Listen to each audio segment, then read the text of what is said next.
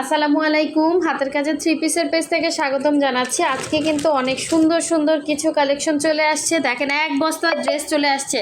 যারা যারা যেই ড্রেস পাননি অবশ্যই ফার্স্ট অর্ডার কনফার্ম করে ফেলবেন। এই ড্রেসটা কিন্তু স্টকে আসছে, ঠিক আছে? এটা আসছে, দেখেন অনেক সুন্দর সুন্দর ড্রেস আসছে, ঠিক আছে?